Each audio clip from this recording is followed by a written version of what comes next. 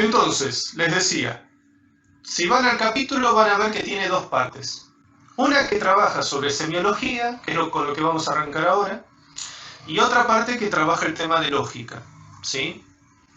Entonces vamos a arrancar con la parte semiótica. Semiótico es lo mismo que decir semiología.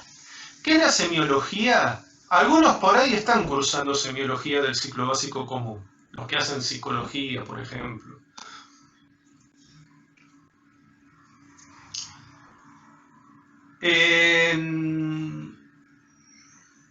Semiología es el estudio, es la ciencia que estudia los signos. ¿Bien? ¿Se acuerdan en el capítulo de abducción que habíamos hablado de los signos según Peirce? ¿Se acuerdan que era un signo? Un signo es algo, según Peirce, que está en representación de otra cosa para alguien, ¿sí? Entonces, la semiología es la ciencia que se dedica a estudiar los distintos signos, ¿sí? Ya sean lingüísticos o no lingüísticos, porque se acuerdan que hay signos que no tienen que ver con el lenguaje. Por ejemplo, ver humo es signo de que hay fuego, ¿bien? Entonces, volviendo a la semiótica o semiología, vamos a ponerle la definición. Ciencia que estudia los diferentes signos. ¡Qué grande! Esa es la definición. Ya que estamos, vamos a recordar la definición que da Peirce. Ese señor barbado que alguna vez les he mostrado. Signo es aquello que está en representación de algo. ¿Para quién? Para alguien.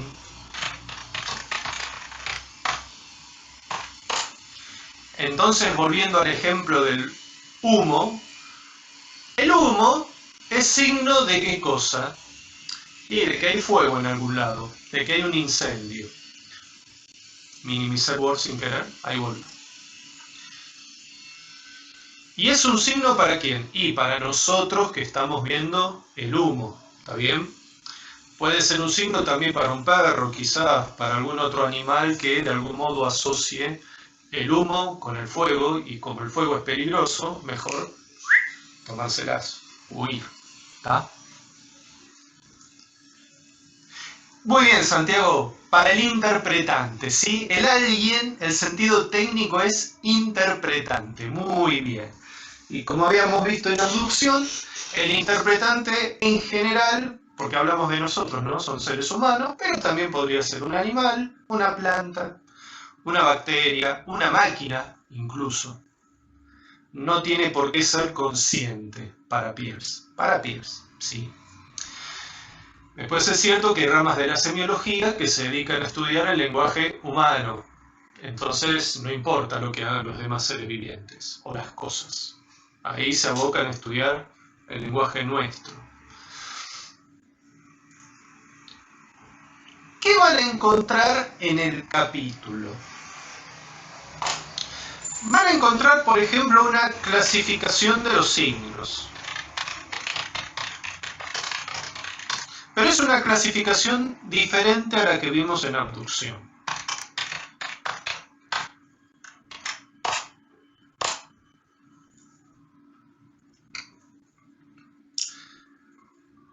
Clasificación o tipo. ¿Sí? Creo que en el texto lo tienen como tipo de signos. Es lo mismo. Vamos a subrayar semiología. Así queda bonito. Vamos a subrayar los Peirce. Vamos a subrayar la clasificación. Está bueno arrancar por los tipos de signos. Porque ahí nos vamos a dar cuenta, bueno, ¿qué es lo que abarca la semiología en tanto ciencia? Básicamente, desde el punto de vista semiótico, hay tres tipos de signos. Un tipo de signo es el índice, que está bien, lo vamos a dejar subrayado. Otro tipo de signo es el icono.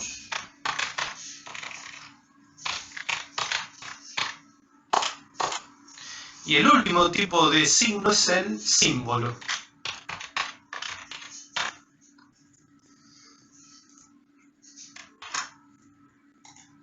A ver, ¿alguno leyó lo que es el índice? Entonces ahora me voy al chat.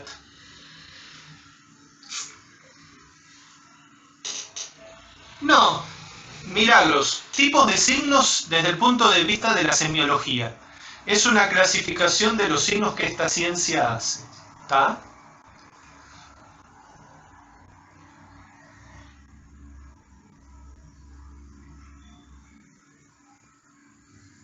Entonces vos ahora, después voy a hablar lo del significante, está bueno.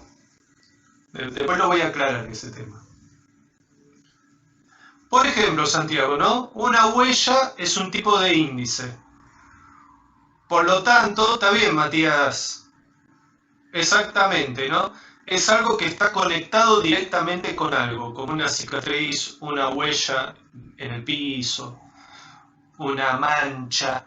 ¿A qué se parece? A una impronta. Es lo mismo, ¿sí? Fantástico. Es la misma definición. Es lo mismo que una impronta en índice. Eso quiere decir que en el caso del índice hay una relación directa entre el signo y aquello a lo cual alude. Bien, es una relación física directa. Le vamos a quitar el subrayado. Siempre me pasa igual. Relación física directa. ¿Sí? Vamos a poner esto en itálica. Ahí está.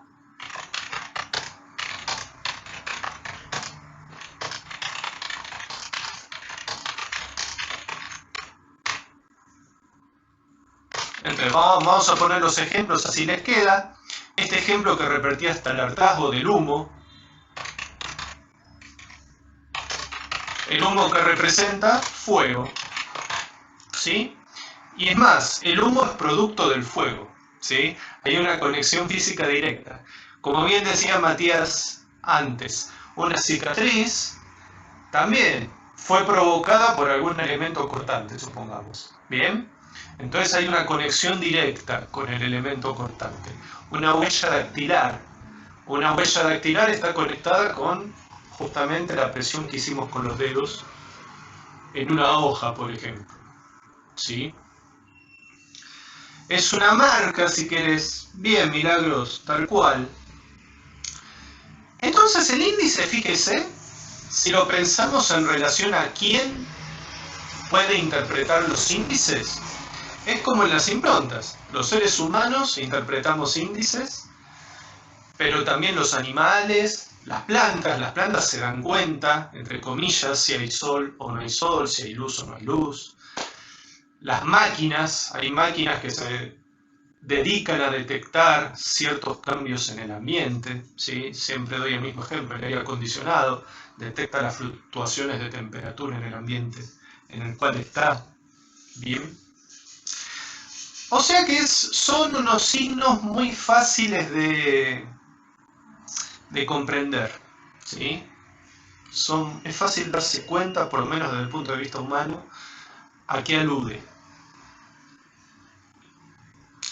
Estaría dentro de lo hipercodificado, pero ¿te acordás que la abducción hipercodificada a su vez tiene en cuenta los síntomas y los indicios? Y los síntomas y los indicios ya no hay una relación tan directa, ¿sí? Entonces yo lo dejaría como que el índice es sinónimo de impronta, y ahí frenamos. No vayamos mucho más allá en la comparación con lo que ya conocíamos de las huellas. Tal cual, Santiago, es una interpretación muy rápida, muy simple. No hay mucha discusión al respecto, por lo general, ¿no?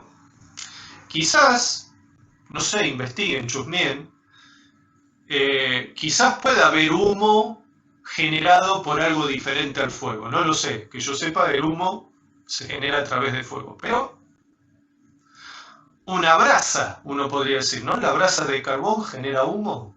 Bueno, ya son sutilezas.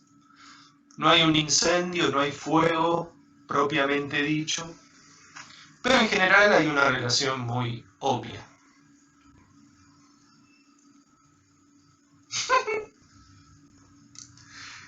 ¿Qué es un ícono?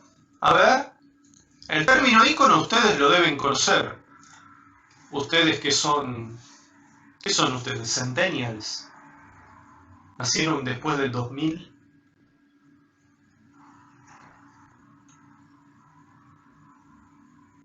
Una imagen. Bien, Matías. Mirta. Es una imagen del objeto, que puede ser una representación de distintos tipos.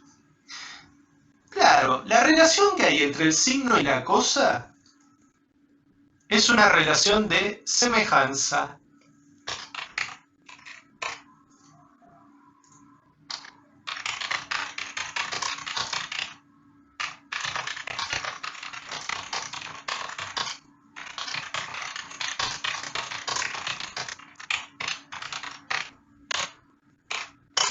Ejemplo, podría buscar alguna imagen, ¿no? Pero los emojis, ¿sí? Los emojis vieron que tienen una relación de semejanza. La carita feliz, y bueno, te da a entender una cara feliz, ¿está? A pesar de que los emojis no son 100% igual a un rostro humano. Va, depende de qué emoji, ¿sí? Una foto, tal cual, Aileen, muy buen ejemplo. Emojis, fotos, dibujos que sean realistas, ¿bien? Un dibujo muy abstracto no, pero un dibujo que sea una copia fiel de lo que uno observa, también sería un ejemplo de ícono. También, muy bien, Yanela, es como en la clasificación que vimos en la abducción, va de lo más simple a lo más complejo. El índice, en el índice hay una relación directa, ¿sí? Muy evidente entre el signo y aquello a lo cual refiere. En el icono ya hay mayor distancia, ¿tá? ¿Por qué?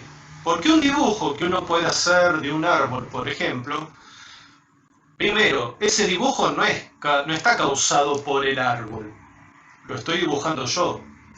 Entonces ya no hay una relación causal entre ese signo y el objeto al cual alude. Lo mismo con una fotografía. La fotografía es generada por quién, y bueno, por la cámara, por el celular, por aquel dispositivo técnico que genera la imagen, pero no está causada por el objeto al cual fotografío. Entonces ahí vemos que hay una distancia, hay una separación. En ese sentido uno podría hablar de mayor abstracción. Y como les decía, un emoji puede ser más o menos fiel a aquella cosa que quiere aludir.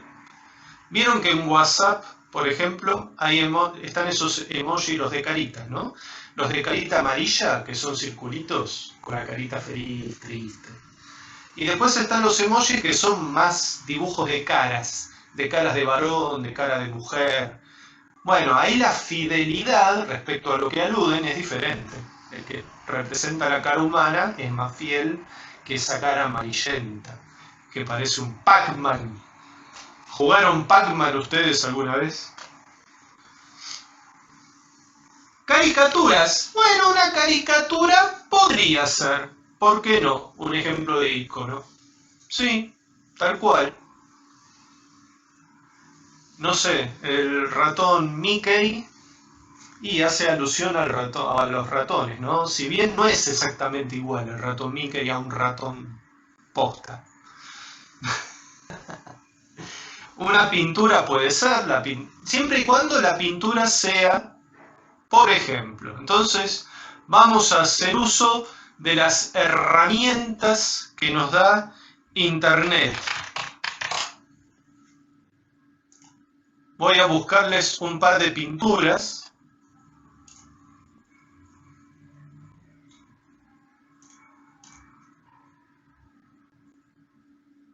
Y ahí ustedes van a ver cómo funciona esto.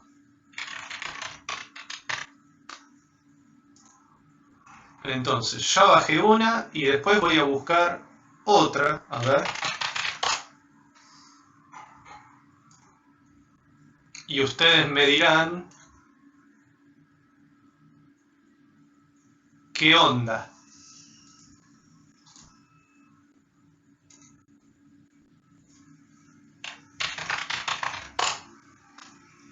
A ver, chan chan.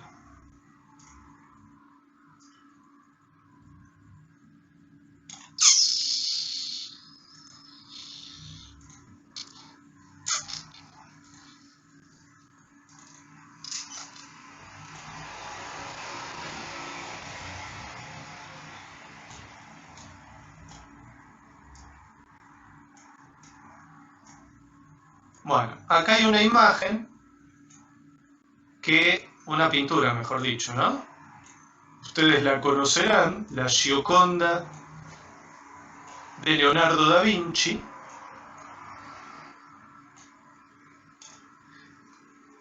Esto cuadra muy bien con lo que es un ícono, ¿tá? Es una pintura de la época del Renacimiento, en donde Leonardo está representando una mujer, ¿no? Una modelo que seguramente posó para él. Es evidente la relación de semejanza. Está bien, nosotros no conocimos a esa mujer para ver si Leonardo la hizo igual o no, pero probablemente hay una relación de semejanza. Bien. Ahora, si les pongo esta otra imagen, ustedes me dirán qué onda. También es un cuadro de arte,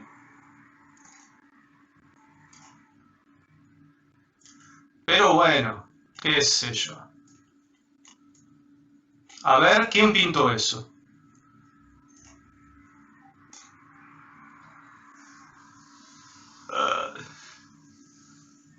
Arriesguen nombres de pintores. Mientras me tomo un té. Un arte más fumacho, Matías. Y, sí, ¿no? No, Santiago. Perdiste. Un punto menos en el examen. Empieza con P el apellido. Muy bien, Victoria. Picasso. El punto que le resto a Santiago va a ir para Victoria. Así nomás es la cosa acá. Así se cuidan cuando hablan. O cuando escriben. Claro, es... A ver, ¿qué representa esa imagen? A ver. 8,75. Igual hablaba del segundo parcial, ¿eh? No, no del primero, ya está, ya fue.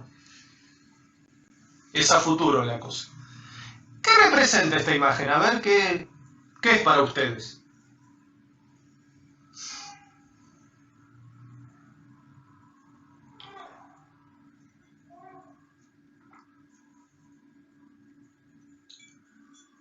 Ah, ustedes no me ven porque dejé a la Gioconda ahí, ya fue. Voy a volar a la Gioconda, disculpen, ¿no? Porque ustedes tienen que ver al docente, porque hay que mantener el vínculo entre docente y alumno. Lo dicen los que se dedican a las ciencias de la educación. A ver, ¿qué dicen?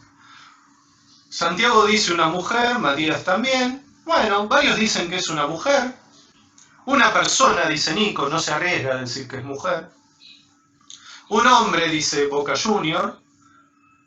Bueno, sí. Parece una mujer, ¿no? Parece. ¿Qué sé yo?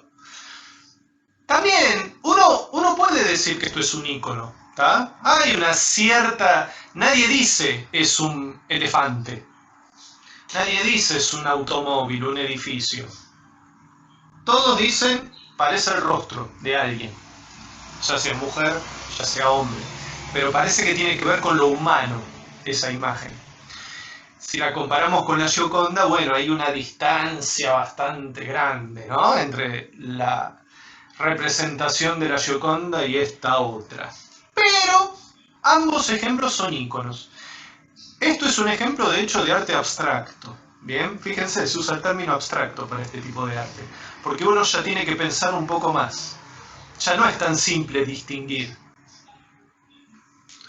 Aunque bueno, ¿cuánto más tardas? ¿Un segundo más? ¿2 segundos más? No te cuento, tampoco es tan difícil. Un helicóptero Apache de Santiago. Ah, bueno, ya está. Directo al loquero Santiago Novak. ¿Vieron esos test que usan los psicólogos que les ponen manchas y la gente interpreta lo que ve? Bueno, si usted ve un helicóptero Apache acá, está al horno con papas. Ícono. Entonces vamos a usar el... ¿A qué más se le dice ícono? A ver. Algo que tiene que ver con la vida cotidiana de ustedes.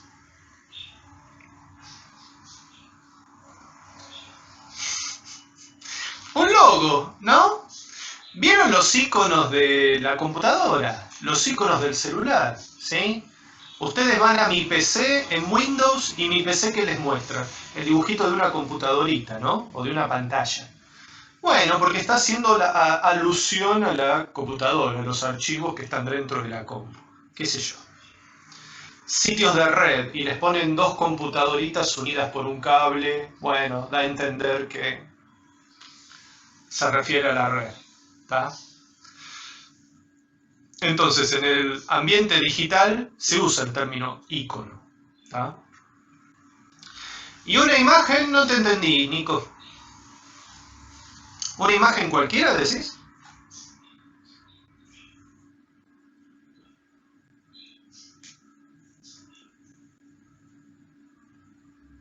Qué feo que queda, ¿no? El profesor rascándose la oreja.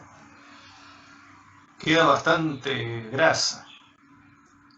Si un icono puede ser una imagen, el tema, Nico, es que la imagen tiene que hacer referencia a algo, tiene que tener una relación de semejanza con algo del mundo, por decirlo de algún modo, ¿sí? Por eso le mostraba estas pinturas. Una imagen que sea un garabato, por ejemplo, ¿vieron los chicos muy chiquititos que empiezan a dibujar y hacen cualquier desastre? Bueno, si ese garabato no tiene una relación de semejanza con algo, no sería un icono. O sea que cualquier imagen no necesariamente es un icono. ¿Tá? Por ejemplo, claro, el arte posmoderno, ¿no? Hay un autor que, a mí les confieso, el arte no me va ni me viene, no es algo que me interese demasiado.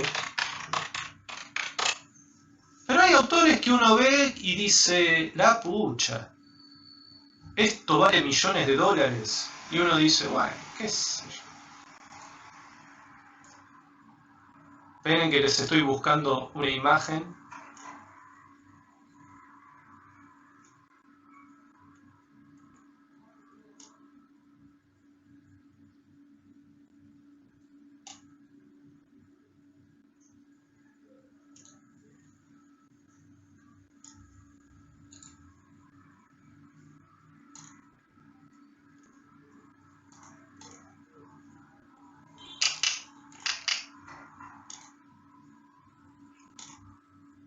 Ya va, ¿eh? Ahí les cargo una imagen re linda. Ahí está, me tapó la cara, me encanta. Ahí va. Bueno, ¿y eso a qué alude? Es lindo quizás, ¿no? ¿Qué sé yo? A mí los colores me gustan, pero ¿hace referencia a algo? Ojos, no sé. Como que tenés que ser muy imaginativo, ¿no? Para decir, esto hace referencia a algo. Bueno, un huevo frito, claro, y ahí está el problema, ¿no? Que cada cual va a interpretar cualquier cosa. Yo no sé si esto es un icono, ¿está? Porque justamente el arte abstracto juega con que uno tenga que pensar. El arte abstracto o el arte contemporáneo también se le dice, o arte postmoderno, juega con que el que observa la obra de arte se quede pensando, se quede con dudas. No es, ¿vieron las estatuas de los griegos que son re evidentes, que esculpían gladiadores, mujeres hermosas? Y ahí claramente la estatua hace alusión a seres bellos, humanos. Acá, qué sé yo, son manchas circulares, muy lindas si quieren, pero Kandinsky es el autor, por si a alguno le interesa. Entonces, lo traje a colación de lo que consultó Nico antes, ¿no? Si cualquier imagen puede ser un icono. No cualquier imagen, porque esto, por ejemplo, no tiene una similitud con algo. O nos costaría bastante encontrarle la similitud al menos. Y yo les puse esta obra, pero hay miles. Hay miles. Bueno, pero mal que mal la banana, Matías, hace alusión a la banana, no a sí misma, si querés. No sería un icono tampoco, ¿no? Porque pusieron la banana, ni siquiera pintaron la banana o la esculpieron, era una banana pegada. Bueno, pero no nos desviemos con estas pavadas. Chau, Kandinsky. Adiós. Volvamos. Lo que sí les iba a mostrar, eso sí, y esto está bueno, tener internet. Porque la palabra icono, antiguamente, ¿para qué se usaba?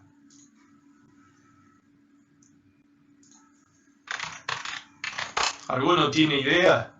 Antes de la era digital, ¿a qué se le decía icono? Entonces, mientras lo piensan, voy a bajar una imagen de un icono antiguo.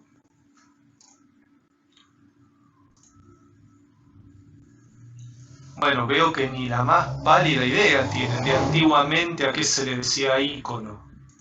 Que de ahí viene el término. ¿Señalar algo? No. A esto. Ahí les muestro. ¿Qué es eso? Miren qué lindo.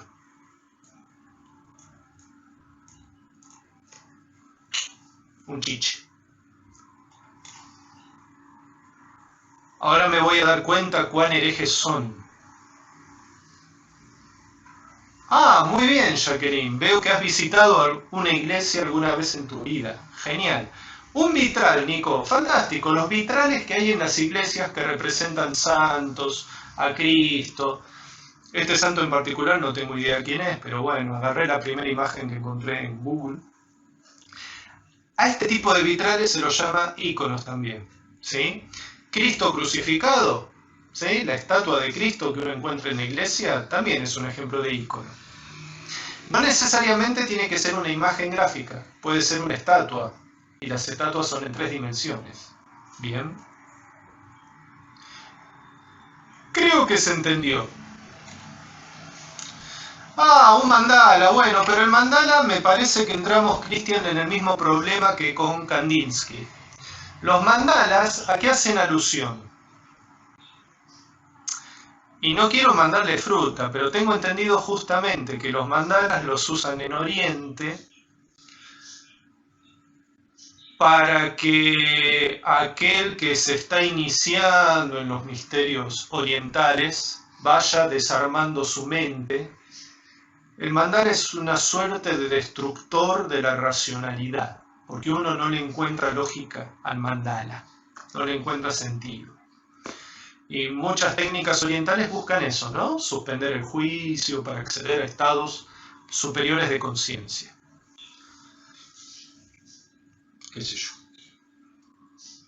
Prosigamos. También mencionaron por ahí, no sé quién fue, mencionaron a Messi. Bueno, esto lo trabaja Peirce. Ícono también hace alusión a imágenes metafóricas. El uso más común es este que vimos recién. Pero también una imagen metafórica es un ícono, ¿no? Por ejemplo, Messi es el ícono del fútbol en Argentina, ¿sí? Para mí no, para mí es Maradona. Pero bueno, como hay una diferencia generacional con ustedes, para ustedes seguramente es Messi. Y qué sé yo, hay estrellas de rock, no sé, grandes de la política, grandes de la historia y son íconos en cada una de sus ramas, ¿no? Es como si hubiera una relación de semejanza entre la disciplina, el fútbol por ejemplo, y la persona que mejor encarna esa disciplina. Messi, Maradona, Pelé, para los que son brasileros, si es que hay alguno acá. Y por último, muy bien, veo que Boca Juniors le gusta el Diego. Y sí, el Diego jugó en Boquita. Está muy bien. En cambio Messi está ahí en España, es más español que argentino. ¿Qué es un símbolo? Es el más abstracto de todos los signos, a ver.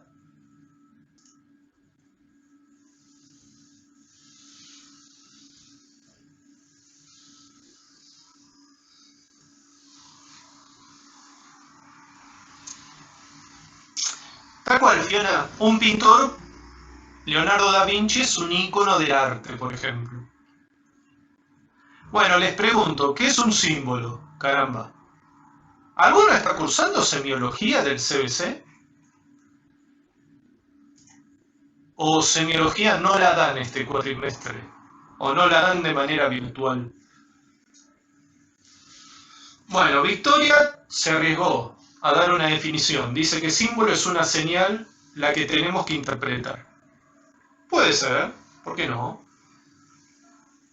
Ya que mencionás lo de señal, les pregunto, ¿no? ¿Vieron la luz en el cielo? Ahora les busco una imagen para hacer como un juego después.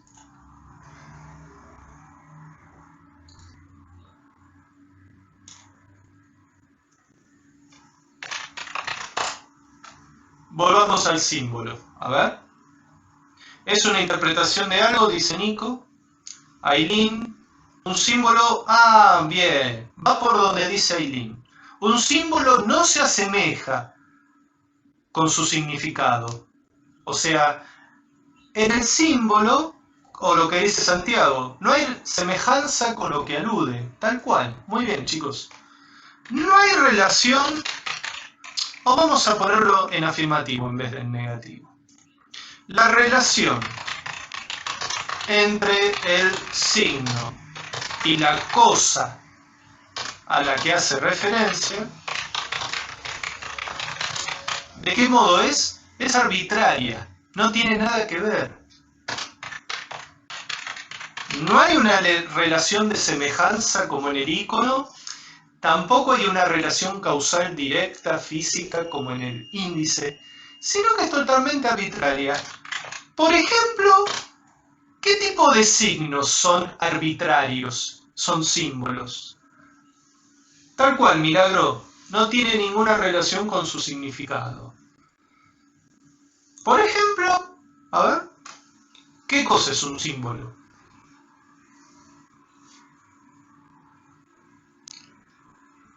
Algo que tiene que ver con el ámbito humano.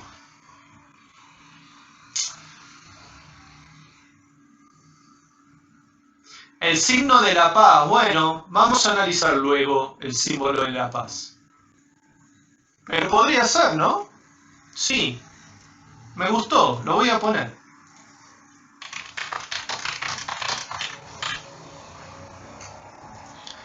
Que es como el signo del Mercedes-Benz, ¿vieron? Pero tiene un palito más. A ver, el signo de la paz, que imagino que todos lo conocen. Si alguno no lo conoce, bueno, lo busco en Google y se los coloco. El signo de la paz, ¿qué onda? ¿Sería un ícono?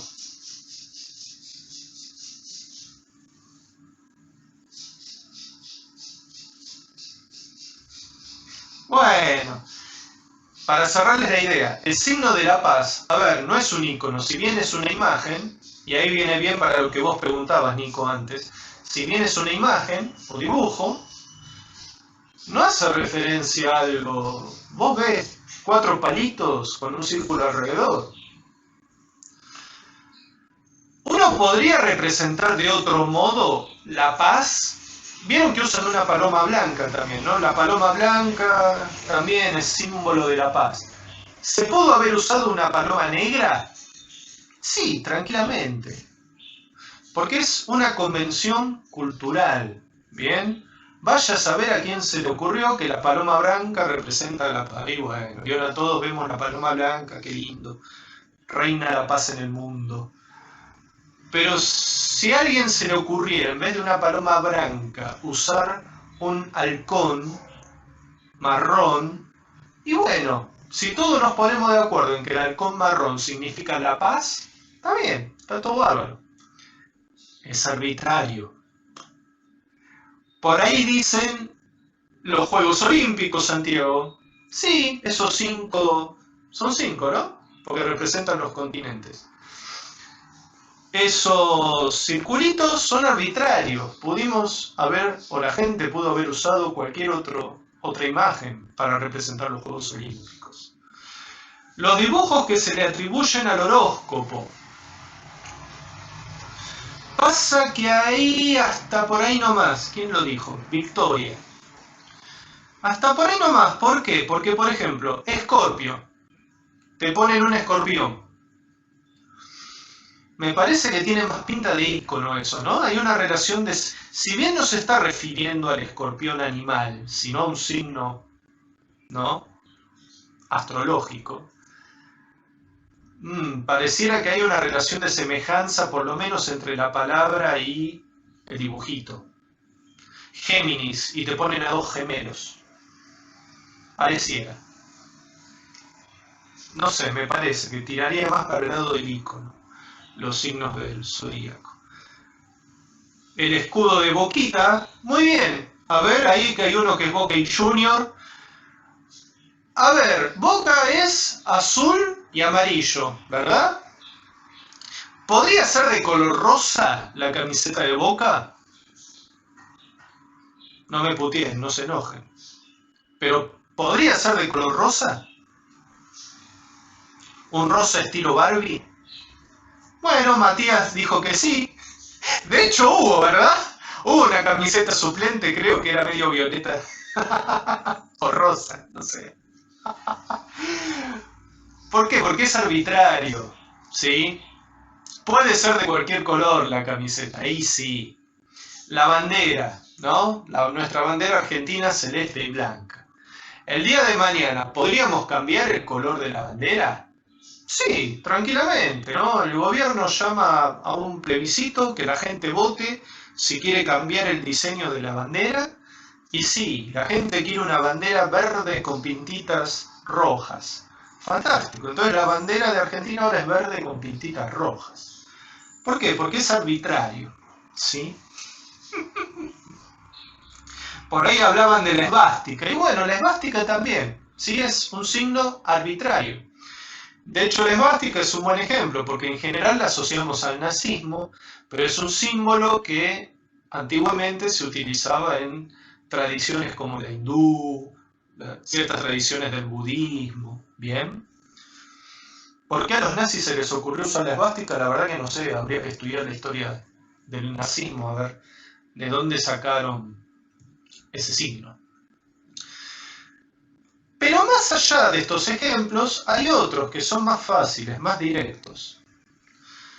Tal cual, Nico, tiene que ver con un acuerdo cultural, ¿sí? En la cultura budista, la esvástica significa una cosa, o en el hinduismo significa una cosa. Para el nazismo significa otra. Para los judíos representa otra cosa diferente, ¿no? El mal absoluto es la esvástica. Pero les estaba diciendo que hay algo todavía más fácil para entender lo que es un símbolo, que son las palabras, el lenguaje. El lenguaje es simbólico.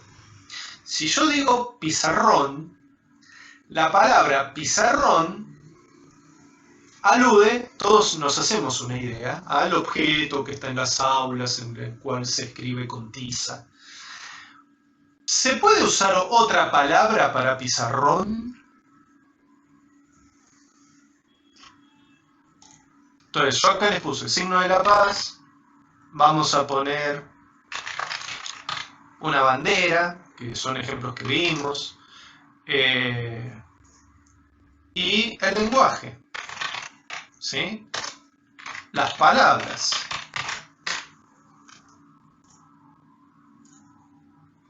Entonces les decía, ¿no? Uno usa el término pizarrón o pizarra, pero en inglés, no sé, blackboard creo que es la palabra. Bueno, usan una palabra distinta. En francés usan otra. En quechua, una distinta. En guaraní, en chino, mandarín. Es decir, hay casi infinitas palabras que uno puede armar, y siempre y cuando una sociedad se ponga de acuerdo en utilizar esa palabra para denominar a tal objeto, está todo bien. Pero se ve que es una relación totalmente arbitraria. ¿Podríamos usar otras palabras distintas? Sí, claro, por supuesto. Board sola a veces. Bueno, gracias por la aclaración, Sofía.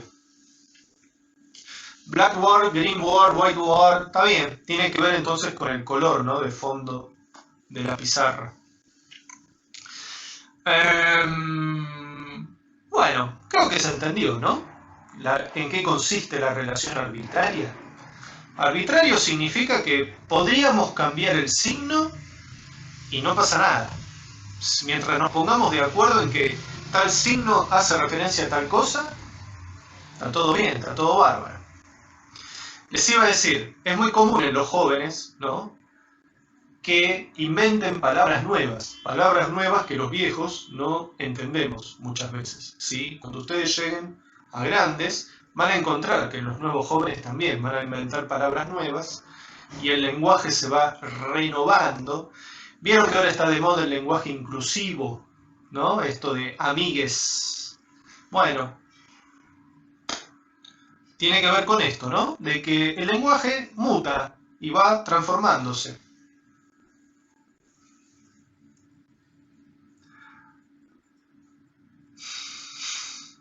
Chumbo igual pistola. Bueno, claro, ¿cómo se llama?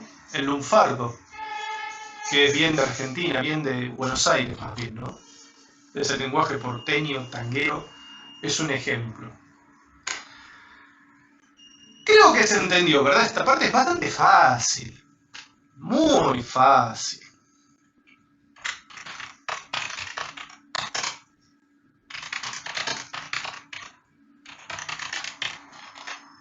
Siguiente tema.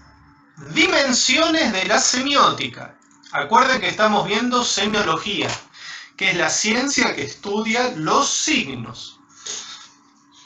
¿Qué son las dimensiones de la semiótica? Entonces, entre paréntesis, les pongo una aclaración. Dimensiones, comillas, de análisis de la semiótica.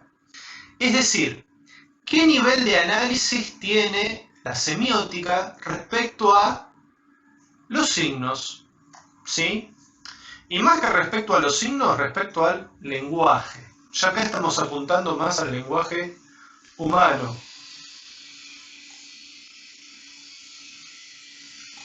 Bueno, hay tres dimensiones. Todo esto, cuando ustedes lo lean, van a ver que no es muy complejo. Es bastante, creo yo, sencillo de entender. La primera dimensión que todos deben conocer, por lo menos el nombre, es la dimensión sintáctica. ¿A qué les suena sintáctico? Bueno, ahí Santiago, como siempre, spoileando las cosas.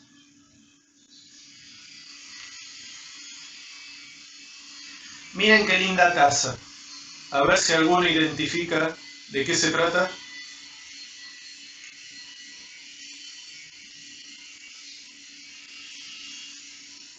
Estoy probando a ver si se ve.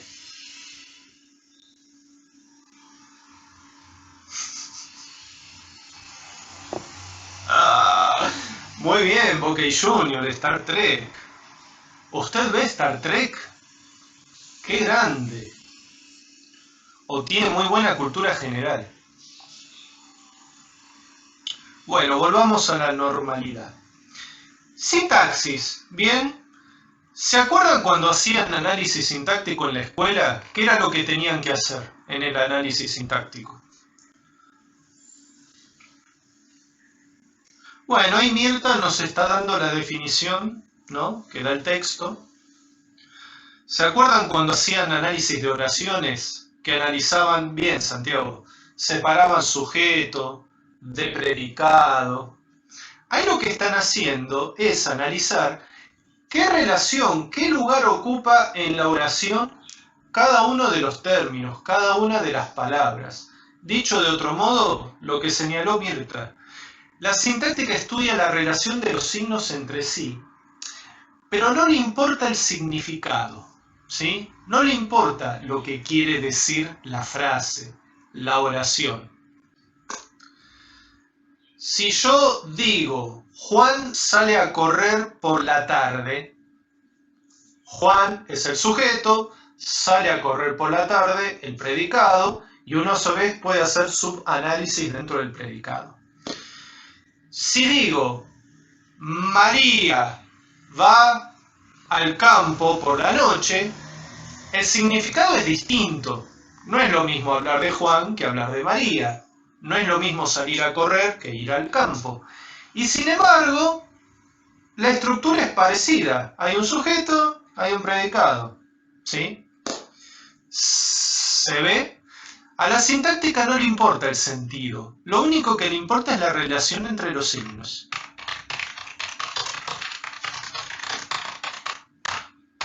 Nada más.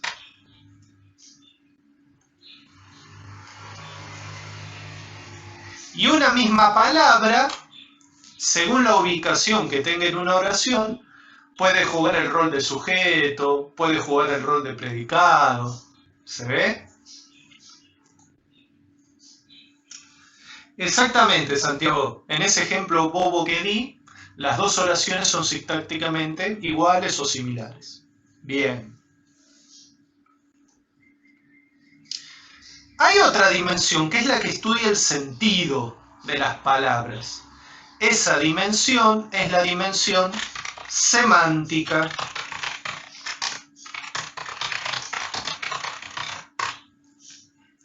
Estudia el significado, qué quiere decir X palabra. Entonces les voy a poner, por ejemplo, el diccionario. Cuando uno va al diccionario y busca mesa, el diccionario te dice mesa, 2 puntos. Objeto de 3, 4 patas, de madera o de metal, qué sé yo. La definición de mesa. Esa es la dimensión semántica de la semiótica.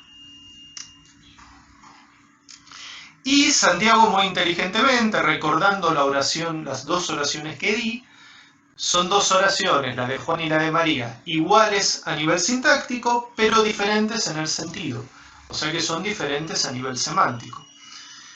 Esto es muy interesante para cuando vayamos a la parte de lógica, porque hay cierto aire de familia con algunas cuestiones de lógica acá. ¿Hasta ahí cómo vamos? ¿Se entiende esta parte? Entonces pongan una manito así, que sería un ícono. Muy bien. Nico al menos lo entendió y acá lo que importa es la opinión de Nico. El resto que se arregle. La tercera dimensión es la dimensión, ¿cuál era, Santiago? Que me olvidé. Pragmática. Bueno, dimensión pragmática. Pragmático, les voy a poner otra palabra. La palabra es pragmático, ¿no? Pero muchas veces se usa como sinónimo de pragmático esta otra palabra que la conocen más. Práctica, práctico. ¿Algo práctico qué es?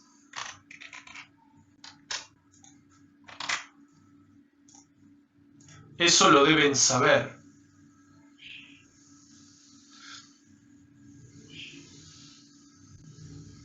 Ahora vamos a eso, Milagros. Vamos a cerrar lo de pragmática y vemos lo de que decimos.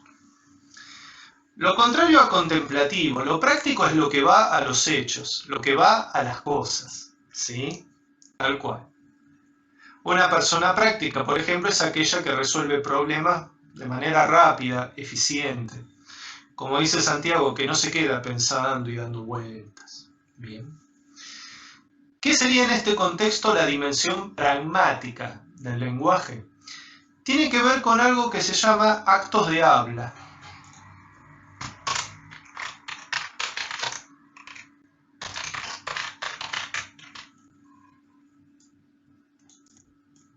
Vamos a sacarle el subrayado.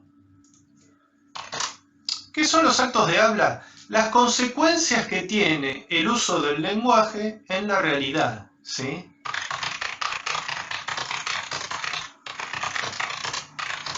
Vamos a ponerlo de este modo. Las consecuencias que tiene el hecho de que usemos el lenguaje en el mundo, en ese famoso mundo externo del que tanto hablábamos en los capítulos previos. Por ejemplo, si digo, cerrá la puerta, le estoy hablando a alguien y le digo cerrá la puerta, y la persona efectivamente va y cierra la puerta, a partir de una orden, a partir del lenguaje, generé un cambio en el mundo. No es lo mismo que una puerta esté abierta que una puerta esté cerrada. ¿Sí? Entonces la dimensión pragmática se dedica a investigar este tipo de cosas, a ver qué efecto genera el lenguaje en el mundo. O qué efecto genera el lenguaje en las personas también, ¿no? No es lo mismo insultar a alguien que alabar a alguien, a la misma persona, ¿sí? Va a generar ciertos cambios conductuales, expresivos en la persona que recibe el insulto o la persona que recibe el halago. Bien. Entonces ahora voy a leer lo que dicen ustedes, que tiene aplicación, me gustó eso, Candela, tal cual, algo que tiene aplicación, sí. La computadora es algo práctico, y es práctico en el sentido de que te hace ganar tiempo, ¿no? Antes uno tenía que escribir a mano, ahora podés escribir en el Word e imprimir cuantas veces quieras, por dar un ejemplo pavo. Antes tenías que ir a una biblioteca, ahora vas a internet. En ese sentido, la computadora es algo práctico, cómodo. El celular es más práctico todavía, porque el celular es una mini computadora que llevas en el bolsillo. Es más práctica que la computadora de escritorio, o que una notebook. Bien. Y ahí Santiago se metió con los efectos que, la verdad, les soy sincero, no les iba a dar mayor atención al acto ilocucionario, perlocucionario. Véanlo en el texto. Antes de que me olvide, Milagros había preguntado algo. El texto dice que la semántica es compleja. ¿Por qué? Bueno, ¿por qué es compleja? Por varias razones. Porque estudia por ejemplo, porque estudia el sentido de las palabras. Ok, parece fácil, ¿no? Vas a un diccionario. Bueno, pero no es tan sencillo. ¿Por qué? ¿Vieron que, por ejemplo, hay palabras que tienen diferentes sentidos? Si uno dice, por ejemplo, banco, ¿a qué me estoy refiriendo con la palabra banco? A ver qué me dicen. O la palabra lija. Ahí está, vamos a usar el ejemplo de Nico. Lija. Y bueno, lija es lo que uno compra en la ferretería, ¿no? Para ese elemento abrasivo para ir decapando madera o metales o plásticos, ¿no? Lijar. O pasar lija, pasar hambre. La palabra banco. El banco donde te sentás, dicen por ahí. El banco como institución financiera. Bien. El verbo bancar, yo te banco. ¡Epa! Una misma palabra puede tener varios significados distintos. Es decir, que hay que analizar también el contexto en el cual se usa esa palabra. Eso es un ejemplo muy pequeñito de por qué es complejo hacer un análisis desde el punto de vista del significado.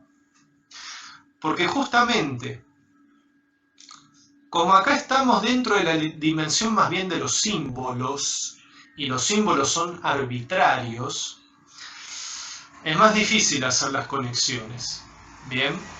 ¿Por qué tal símbolo lo conectamos a tal significado.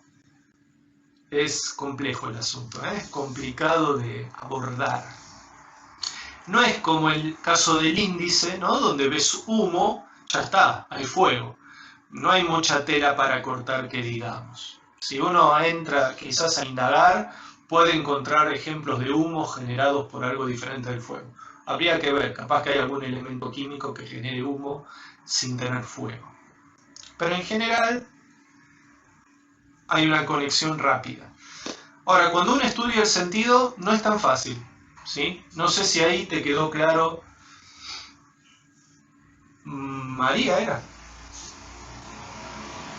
Milagros, ahí está, Milagros de la Vega. Bueno, ¿se entendieron las tres dimensiones? Porque si se entendieron, listo, pasamos al siguiente elemento, que son los usos del lenguaje. Y con eso prácticamente cerramos la parte de semiótica, es muy cortito, es muy tonto si quieren. Bueno, lenguaje, ya que estamos hablando del lenguaje humano, ¿no? Del español, del francés, del quichua, del japonés. ¿Cómo se usa el lenguaje? Entonces ahora les pregunto, los usos del lenguaje, ¿con qué dimensión de la semiótica se relacionan? A ver, les tomo evaluación.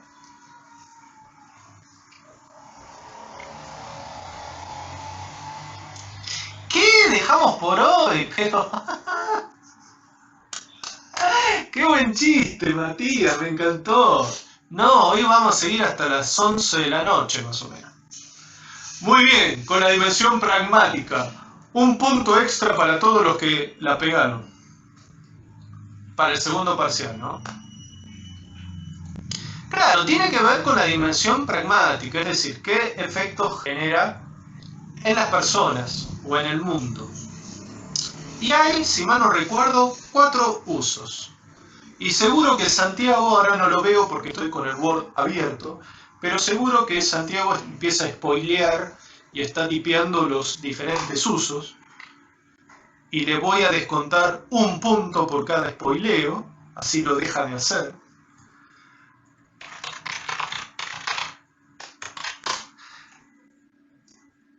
Hay un primer uso, y sí, me meto el chat y ya veo que pone informativo el flaco. ¡No! Ya tenés... ¿Jugaste al chinchón, Santiago, alguna vez? Ese juego de cartas que es 7 cartas que se reparten y que podés sacar menos 10. Cuanto tengas puntaje negativo, mejor. Bueno, vos estás en menos 10 más o menos. ¿Qué es el uso informativo del lenguaje? A ver, ¿qué genera en la persona que lo escucha? Y sí, es un cortamambo, Santiago. Ya te contó el final, ya nos podemos ir.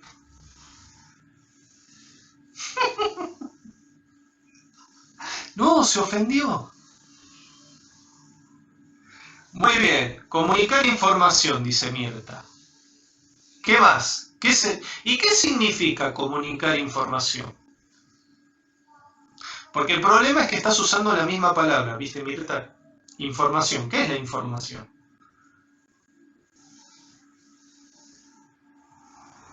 Bueno, ahí Nico usó palabras distintas, ¿no? Dar datos sobre algo. Bueno, por ese lado va, ¿no? El uso informativo tiene que ver, por ejemplo, con la descripción, la explicación de un cierto fenómeno, de un cierto hecho. Los voy a anotar antes que me olvide y ahora los leo en el chat. Es un lenguaje que tiene que ver con describir, explicar, cae de maduro informar, brindar datos, vamos a usar lo que dijo Nico. Tal cual, en eso consiste la información. Bien. Es un lenguaje del cual, o es un uso, mejor dicho. Esto es muy importante. Se puede determinar su verdad o falsedad. ¿Qué significa esto? Que en el uso informativo del lenguaje, alguien dice algo y otro que lo escucha, o la misma persona que lo enuncia, puede determinar si lo que se dice es verdadero o falso. Ejemplo tonto de lenguaje informativo. Esta camisa es verde. Eso es información. ¿Tá? ¿Por qué? Muy fácil, porque ustedes pueden determinar si es verdadero o falso. En este caso es falso, salvo que sean daltónicos y lo vean de color verde.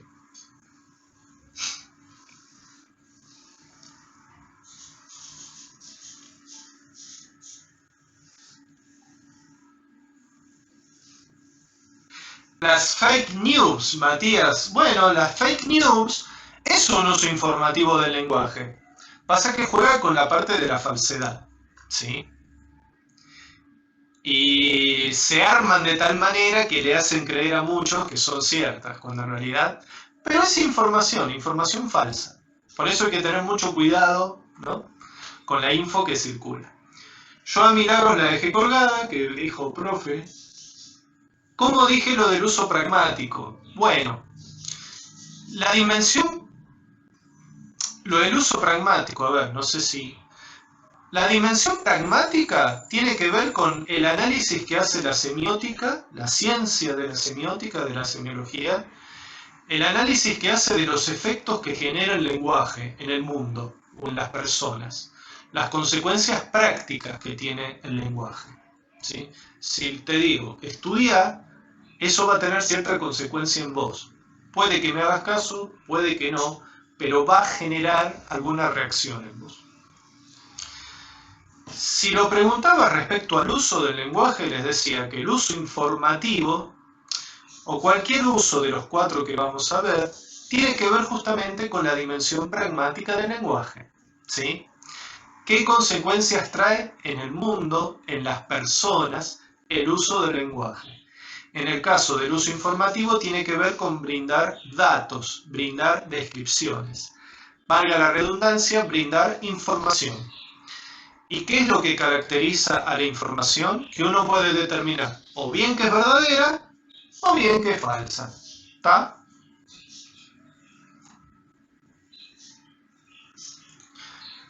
Entonces, Candela dice, ¿quiere decir que necesita pruebas evidentes? Que necesita pruebas al menos. ¿Está? A ver, hay algunos casos que hay un uso informativo, pero que las pruebas no están todavía muy armadas, ¿no? Entonces, por ejemplo, cosas que tienen que ver con el coronavirus, que el coronavirus surgió a partir de la transmisión de los murciélagos a los humanos. La verdad que yo no sé si hay evidencias científicas de que eso fuera así. Capaz que sí, capaz que no. Pero es una descripción acerca de un hecho, ¿sí? Después habrá que determinar si es verdadero o no. También hay uso informativo que no tiene que ver con los hechos, ¿sí? ¿Se acuerdan cuando vimos los conocimientos a priori y a posteriori en Kant? Si digo que 2 más 2 es 4, bueno, es verdadero, pero no por comparación con el mundo, porque el número 4 y el 2 y el igual y el más no están ahí afuera, son operaciones de la mente.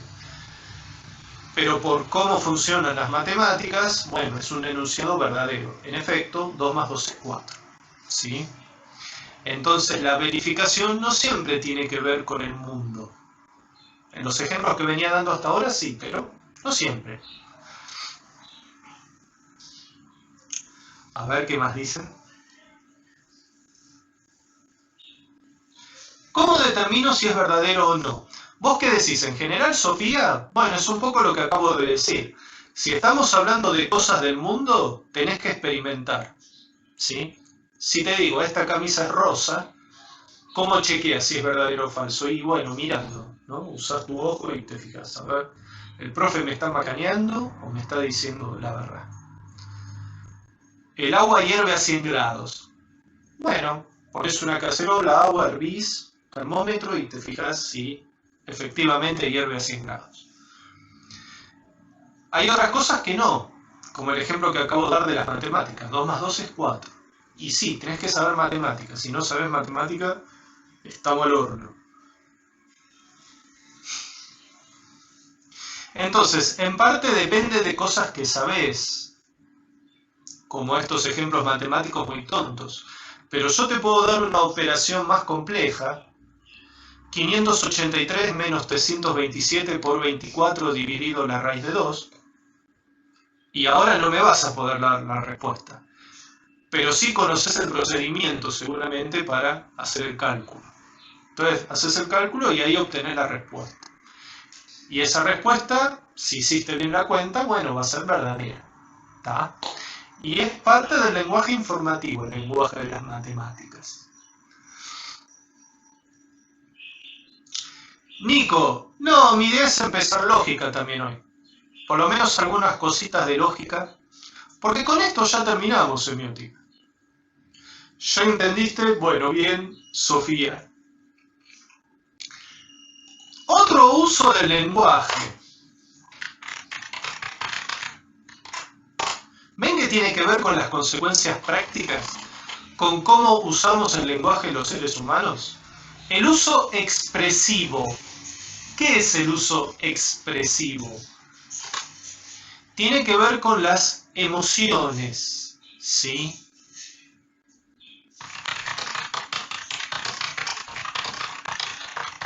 Las emociones, los sentimientos.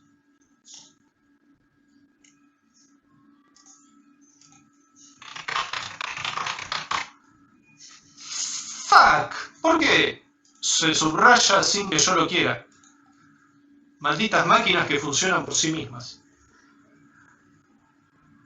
Claro, expresar o transmitir emociones. Muy bien, Matías. Un poema, ¿no? La poesía justamente trabaja con este tipo de lenguaje.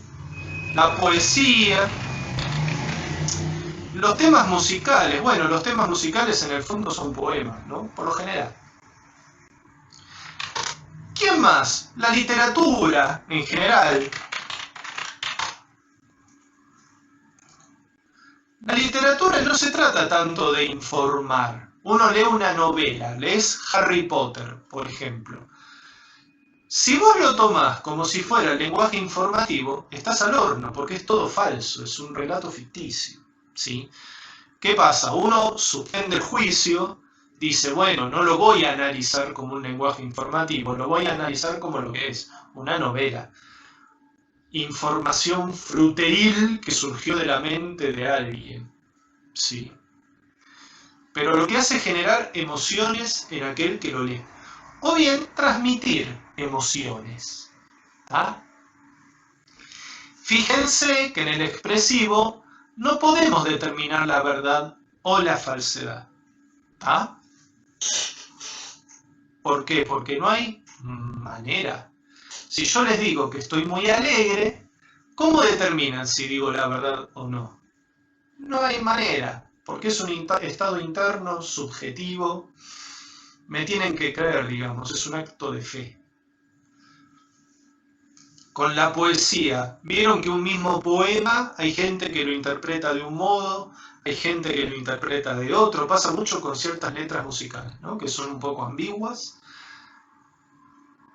Se trata de un mensaje político. Otro dice, no, es una carta de amor.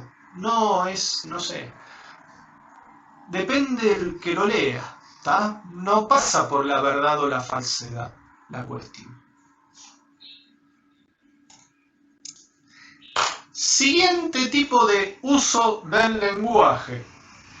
El uso ejecutivo.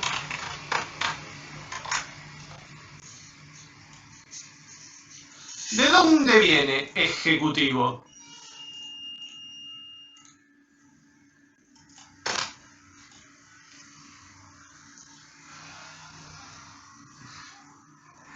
Ahí viene, ahí apareció el científico Novak.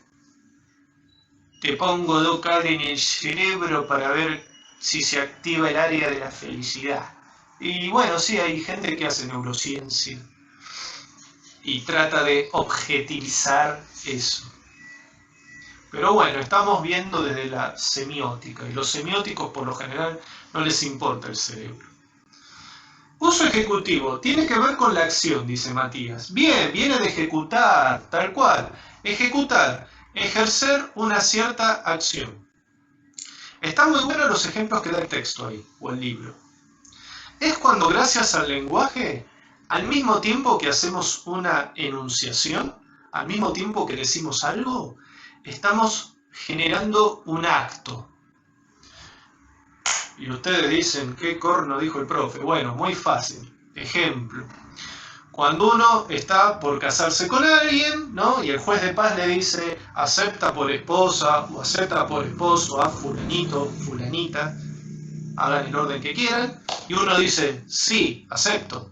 Listo. Cuando uno dice sí, acepto, ya está al horno, ¿tá? Ya se casó, ya no hay vuelta atrás. Es, además de dos palabritas, sí, acepto, es un acto jurídico. Ya está, te casaste. No hay marcha atrás. Bueno, te podés divorciar, pero... ¿Se entendió, verdad?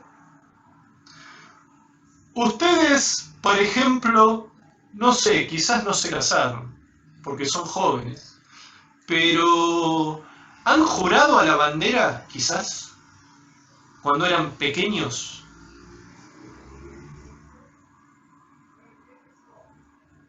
Nico juró. Muy bien.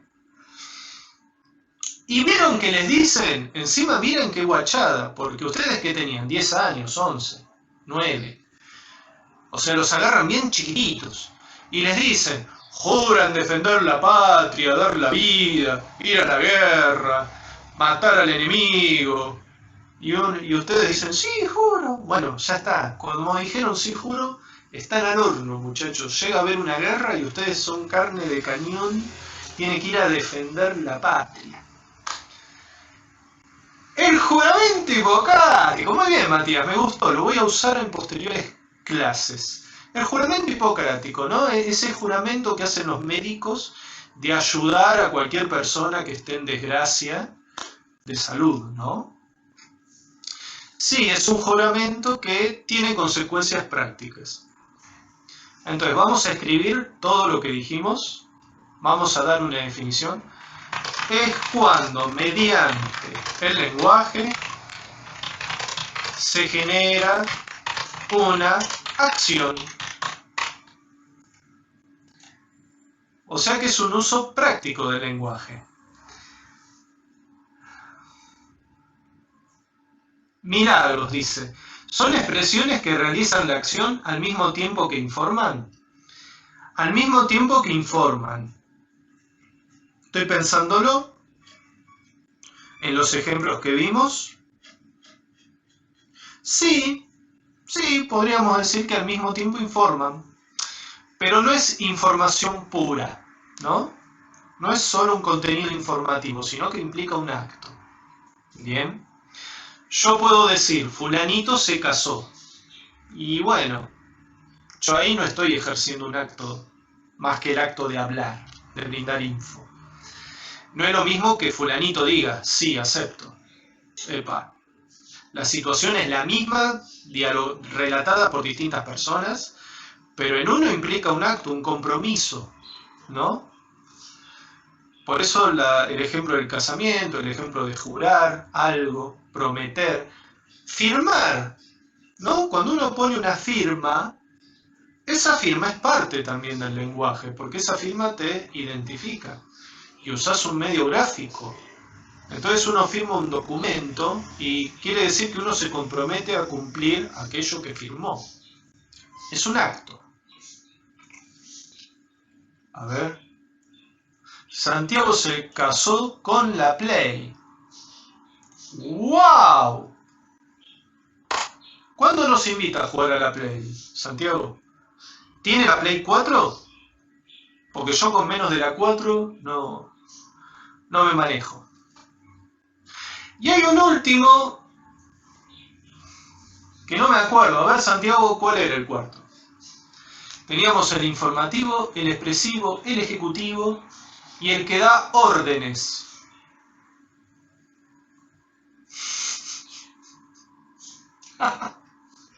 Y el guacho la sabe. El directivo, qué crack.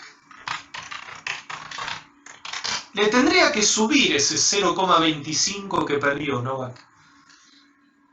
Lamentablemente era en el choice y las respuestas del choice ya estaban prefijadas en el sistema. Yo no las corrijo. Pero bueno, así es la vida. Es muy dura y triste. El lenguaje directivo se usa cuando damos órdenes, ¿no? Un lenguaje imperativo, imperar, imperio, mandar sobre alguien o algo. El ejemplo que les di antes, cerrar la ventana o cerrar la puerta. Bueno, le estoy dando la orden a alguien de que cierre la puerta o que cierre la ventana. Estudien para el segundo parcial. Bueno, estoy haciendo un uso directivo porque les estoy dando una orden directa.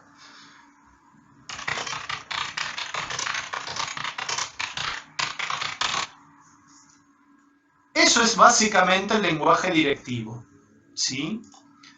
Aquel que tiene que ver con dar órdenes, ¿no? Mandar a alguien a hacer algo, ¿está?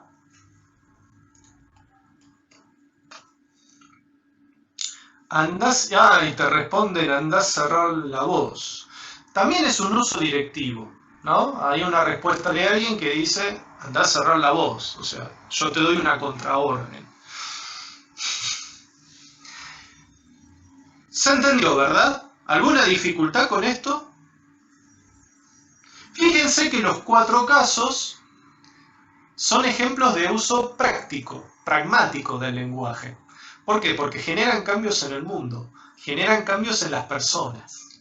Bien. Tengo una pregunta. ¿Cuándo no? ¿El uso ejecutivo se podría verificar la falsedad o veracidad del enunciado?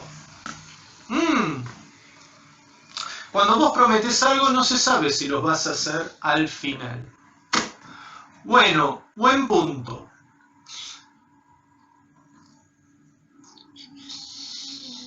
Sí, podría determinarse la veracidad o no. Estoy pensando si los términos serían estricta, porque viene a cuento de lo que vamos a ver en un ratito de lógica. Pero bueno, sin haber visto lógica todavía, uno podría decir, a ver, si se puede verificar la verdad o la falsedad. Por ejemplo, cuando uno le dice al juez de paz, sí, acepto, es decir, me estoy casando, ya está, el juez de paz te tomó la palabra y ya está. No, ahí es casi instantáneo, ¿no? Sí, acepto. Cuando dijiste eso ya estás casado al toque. Cuando vos ponés la firma en un contrato o en el acta de casamiento, también es instantáneo. Es decir, la verdad está pegada al acto de enunciación en esos ejemplos. Ahora, en el juramento a la bandera, sí, acepto defender a la patria. Y después por ahí de 20 años te convocan a una guerra y vos decís que no.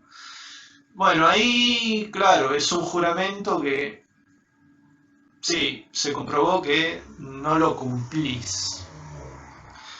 Entonces sí, uno tendría que entrar en sutileza si quiere, si se quiere.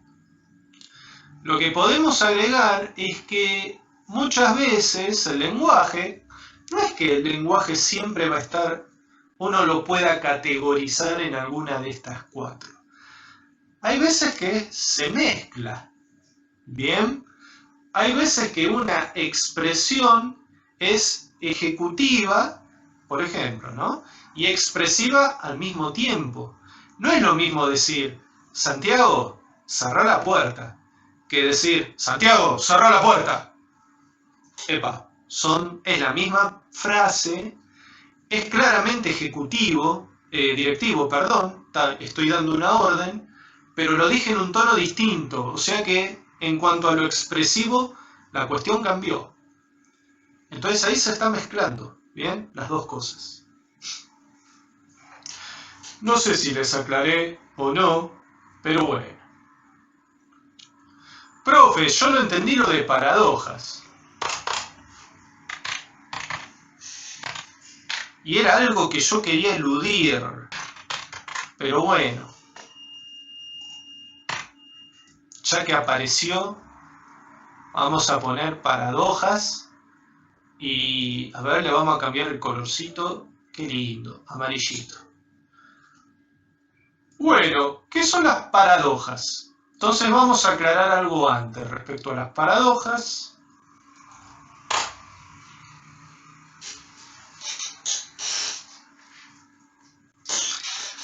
Tenemos el lenguaje. Bien. Hay dos formas de... A ver, ¿cómo explicarlo? De usar el lenguaje. El lenguaje, por lo general, se refiere a cosas del mundo, ¿no? Yo digo pelota y estoy haciendo, o digo taza y estoy haciendo alusión a este objeto, por ejemplo, particular, o a cualquier taza que se les ocurra. Pero hay veces que el lenguaje hace alusión a sí mismo. Entonces les voy a dar un ejemplo. Vamos a poner la definición que acabo de dar.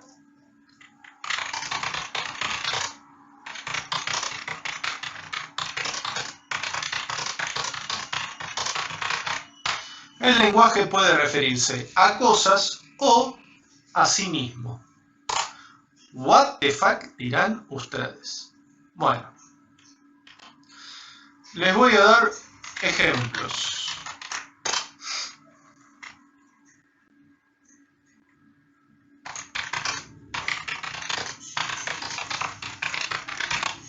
Si digo esta oración, los perros son mamíferos, ¿a qué estoy haciendo referencia?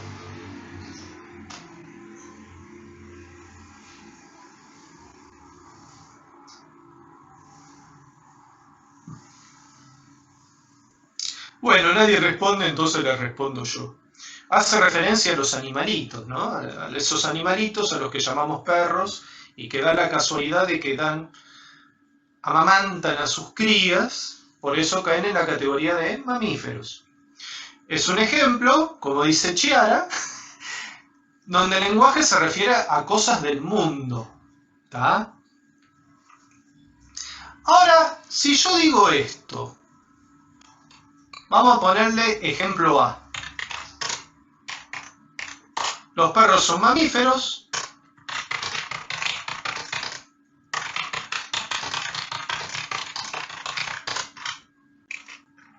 Se refiere a ciertas cosas del mundo, es decir, los animales denominados perros. Caso B, ¿por qué me lo pone en negro? Maldición. Si digo, los perros son mamíferos,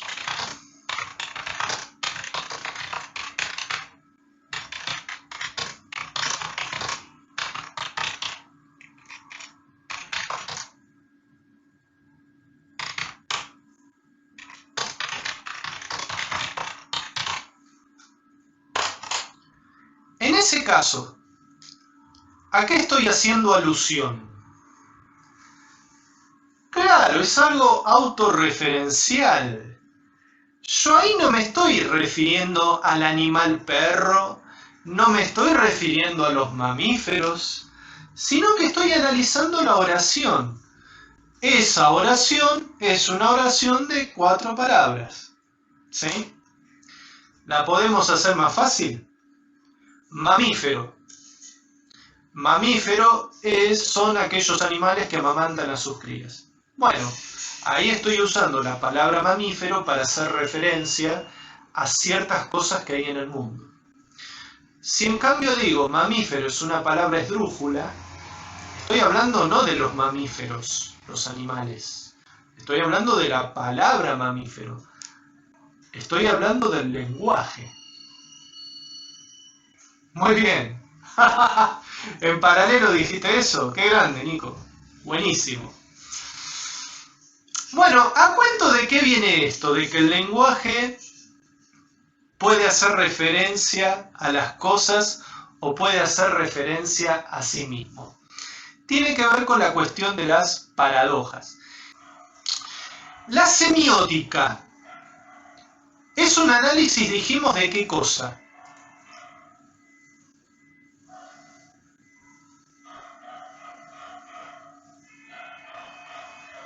De signos, bien, Santiago. Y en esto que estamos analizando, ¿qué está analizando? ¿Las cosas o analiza al lenguaje mismo?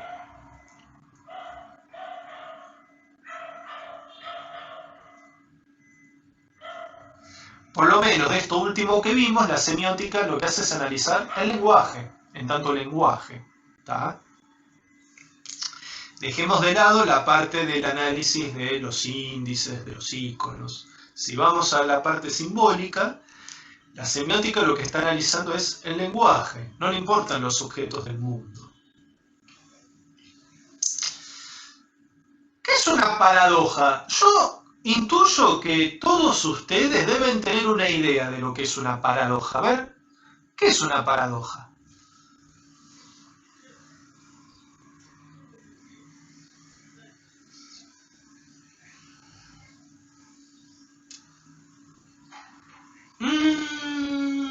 Bien, te agarré, Santiago, te equivocaste. Me divierte mucho. Eso es una contradicción, Santiago. Y en un rato vamos a ver de qué se trata una contradicción. Algo que se contrasta, dice Matías. No, tampoco. Como una falla. A ver, ahí me gustó más. ¿Vieron? ¿Están viendo la serie Dark? Que está tan comentada hoy por hoy. Aunque no sé si gente de la edad de ustedes ve Dark. Pero bueno, sí. Por lo menos un par la ven. ¿Qué pasa en Dark? Y ya está, vamos a spoilear a todos los que no la ven. Dark es una serie alemana, qué raro, ¿no? Los alemanes, ¿se acuerdan de Kant? Vieron que era muy retorcido el pensamiento de Kant. Bueno, los alemanes parece que en general son así, gente muy compleja. Es una serie de ciencia ficción que habla mucho de paradojas temporales.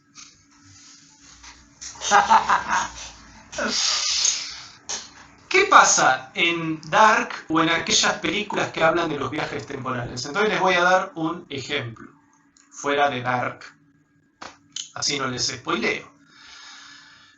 Paradoja de viaje al pasado, ¿no? Supongan una persona que crea una máquina del tiempo, decide viajar al pasado y mata a su abuelo cuando es chico. ¿Qué problema hay si mata a su propio abuelo cuando él es chico? A ver. Muy bien, Santiago. Si yo mato a mi abuelo cuando es pequeño, cuando tiene 10 años, pongamos, mi padre no nació. Si mi padre no nació, yo tampoco nací. Si yo no nací, significa que no pude viajar en el tiempo, no pude viajar al pasado y matar a mi abuelo. Por lo tanto, si no lo maté, mi abuelo nació, creció, se reprodujo, tuvo a mi papá me tuvo a mí, y yo al crecer creo la máquina del tiempo y viajo al pasado, mato a mi abuelo. Pero si maté a mi abuelo, ¿se ve? Entras en un ciclo que se llama paradoja. ¿Se entendió el ejemplo?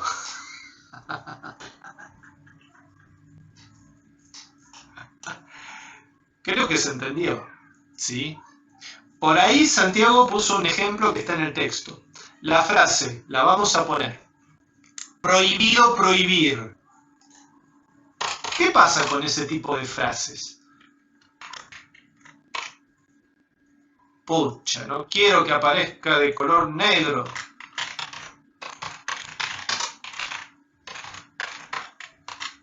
¿Qué problema tiene esta frase?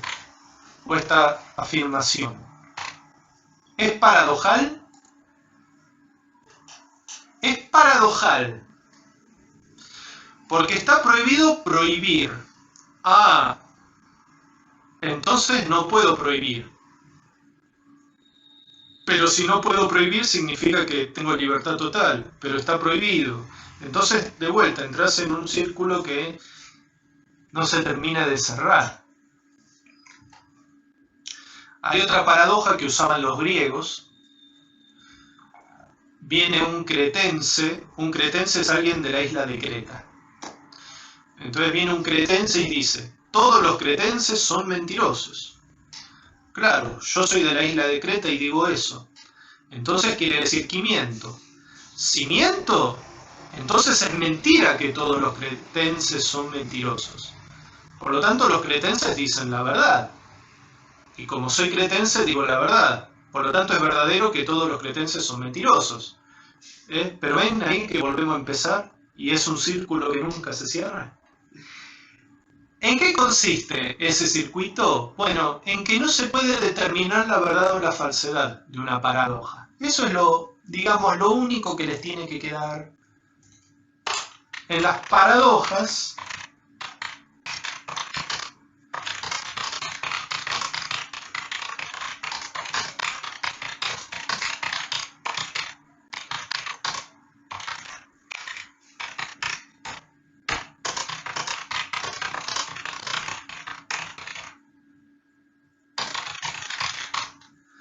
no se pueden determinar la verdad o la falsedad porque se cae en un círculo vicioso. ¿Bien?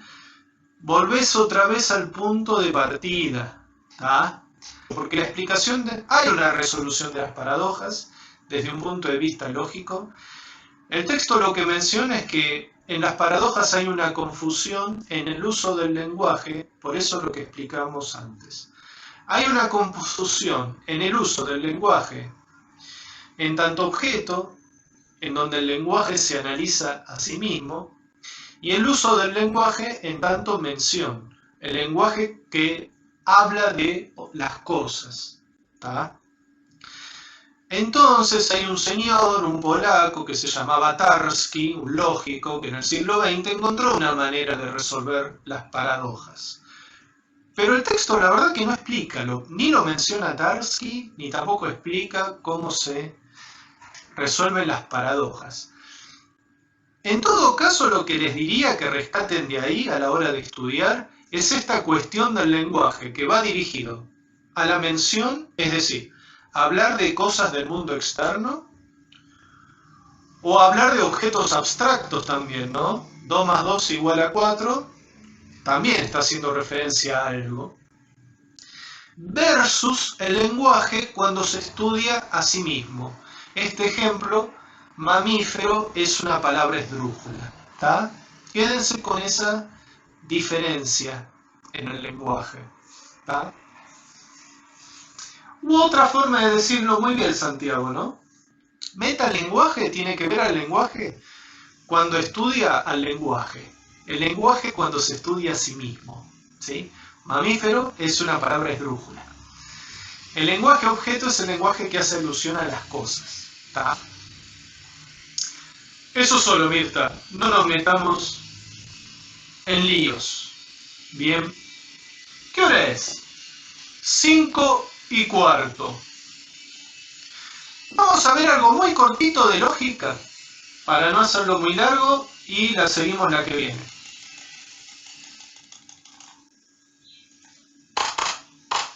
Lo que es de semiótica es esto. Ya está. San se acabó. Por ahí Santiago hablaba de la ambigüedad y la vaguedad. Vamos a verlo más hacia el final. Cuando veamos falacias lógicas. Entonces, lo de la vaguedad del lenguaje y la ambigüedad lo dejamos para más luego. Entonces vamos a la parte de lógica, que es muy linda. ¿Quién fue? Victoria Villar, algo así, o Vives, que dijo, ay, me encanta la lógica. Bueno, está dedicado a ella este tema. Ahí está, vamos a ponerlo en letras bonitas, así no se asustan, así les es más amigable el asunto.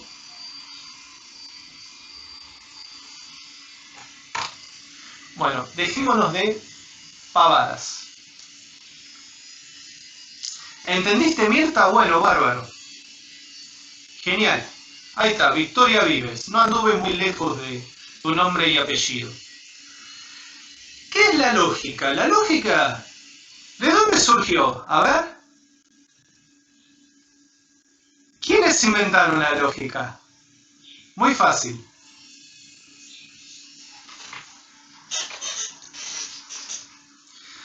Una letra bien gay, ¿no? Está buena. Para hacerlo más amigable. Le vamos a poner un... No sé cómo hacerlo. Le pondría 2 corazoncitos así. No se asusten. A los griegos. Muy bien, Matías. ¿Cómo que feo ese tema? Milagros. Es un tema re lindo. Me maté buscando una letra bonita para hacérselos más amigables. Los griegos, muy bien, la pegaron. No, los matemáticos no, Lico. Aunque hay una familiaridad, un parentesco entre la lógica y la matemática. Tanto la lógica como la matemática son ejemplos de ciencias formales. Más adelante vamos a ver la clasificación de las ciencias, pero ya que me metí en el barro, las ciencias formales son aquellas que trabajan con ideas, con cálculo. Son ciencias que para determinar el conocimiento con el que trabajan no tienen que recurrir al mundo externo, no tienen que recurrir a experimentos. Son las famosas ideas a priori, ¿se acuerdan de Kant? 2 más 2 es igual a 4, es un conocimiento verdadero y no tuvimos que hacer ninguna experiencia en el mundo. Si digo, que creo que el ejemplo ya lo digo, voy a inventar alguno distinto. A ver, ¿qué podemos decir?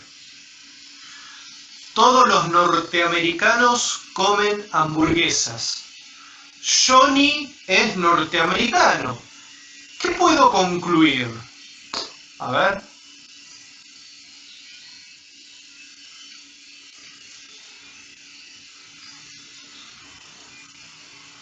Muy bien, Jacqueline, algo así, ¿no? Tendría que poner 2 corazoncitos. Muy bien, Santiago descubrió la conclusión, qué raro. Johnny come hamburguesas. ¿Por qué? Porque dijimos que todos los norteamericanos comen hamburguesas. Como Johnny es norteamericano, en conclusión, Johnny come hamburguesas. ¿Vos lo conocés a Johnny, Santiago?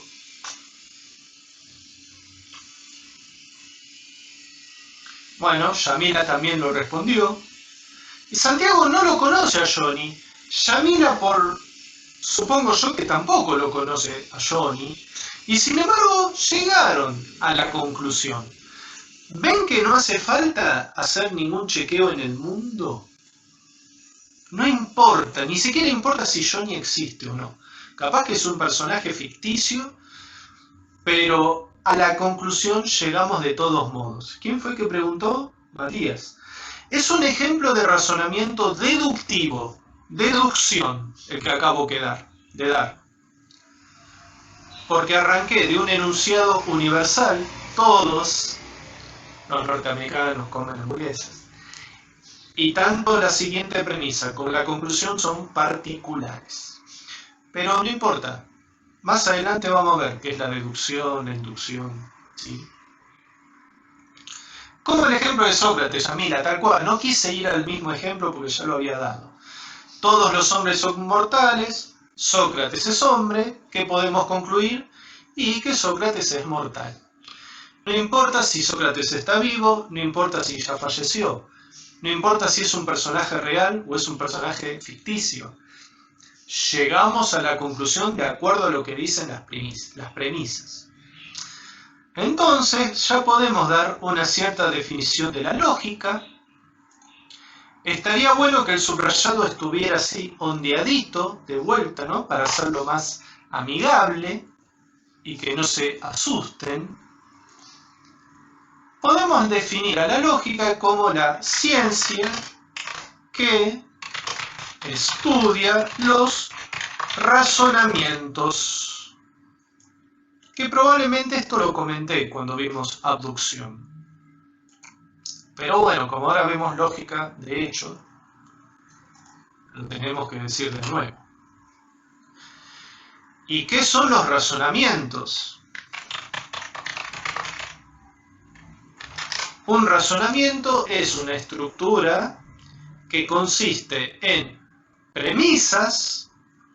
Las premisas son afirmaciones que se hacen acerca de algo.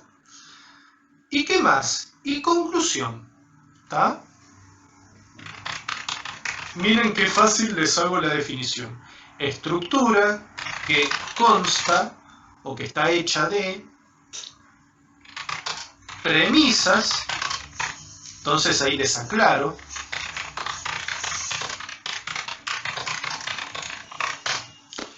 Y conclusión. La conclusión es una sola. Las premisas son por lo menos 2. Pero puede haber 3, 4, 10, infinitas. Bueno, infinitas no. Puede haber muchas premisas. Pero la conclusión a la que se llega es una. Bueno, a ver qué me escriben.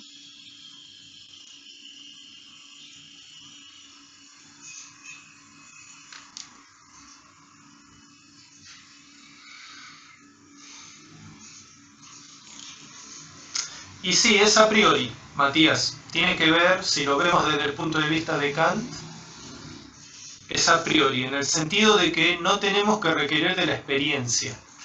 La conclusión llega por sí sola. Eso en el caso, después vamos a especificar, ¿no? Pero sería en el caso de los razonamientos deductivos. ¿Tá? Y de hecho, bueno, sí, ya lo decimos, los razonamientos que van a ser de tipo deductivo. Donde la conclusión se deriva naturalmente, sin pensar mucho, digamos, se deriva de las premisas, ¿sí? De esas afirmaciones que hacemos. La conclusión es siempre una. Lo que puede pasar, Nico, es que la conclusión por ahí sea compuesta, es decir, tenga varios elementos, ¿tá? Pero no nos adelantemos.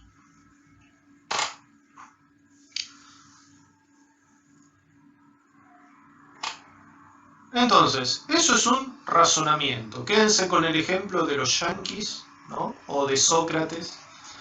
Todos los hombres son mortales, Sócrates es hombre, conclusión, Sócrates es mortal. Las premisas, tanto las premisas como la conclusión, entonces lo vamos a escribir.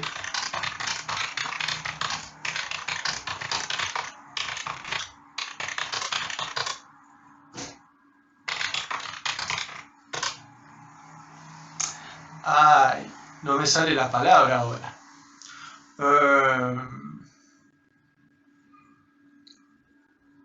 Pucha. Son formas de... Ahí está. Formas no la vamos a complicar. Tanto las premisas como la conclusión son proposiciones. Lo que estamos haciendo ahora nada más es nombrar elementos que tienen que ver con la lógica.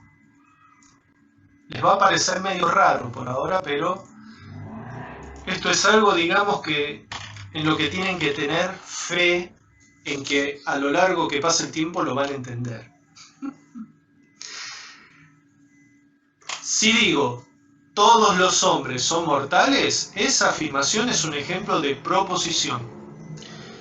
¿Sócrates es hombre? Es una proposición diferente. ¿Sócrates es mortal? Bueno, es una tercera proposición. ¿Tá? Todos los norteamericanos comen hamburguesas es una proposición distinta a las otras 3 que mencioné. ¿Tá? ¿Qué es una proposición en el sentido de la lógica? Vamos a ponerle mayúscula.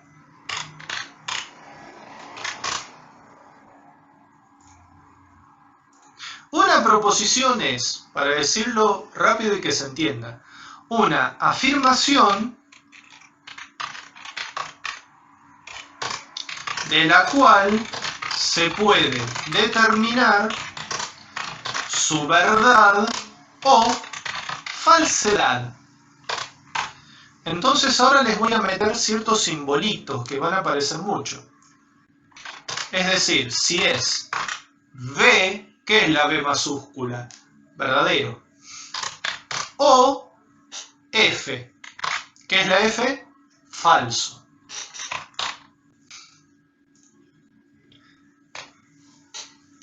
Y ahí lo estoy escribiendo, Milagros.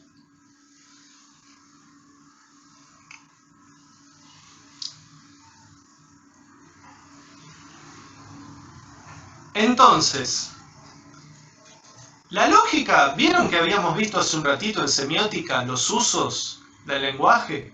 Y que había un uso en particular que era el uso informativo, del cual uno puede determinar si es verdadero o falso la información que se da, verdadera o falsa.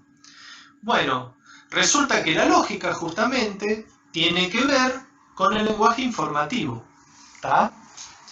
La lógica no tiene nada que hacer en el lenguaje expresivo o en el directivo, ¿sí? Ni en el otro que ahora no me viene a la memoria. O el ejecutivo, ahí está. La lógica trabaja con el lenguaje informativo. ¡Oh casualidad! ¿Qué tipo de lenguaje usa la ciencia? Lenguaje informativo. La ciencia explica, describe, ¿tá? Informa.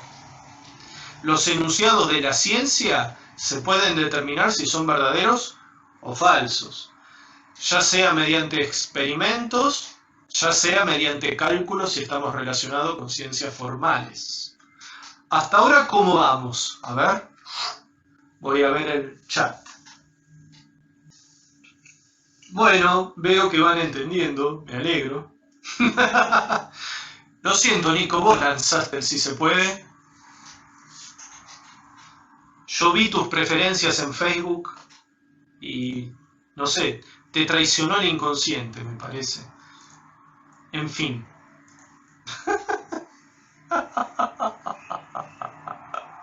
Ah, bien. A eso te referías, Santiago. Bien.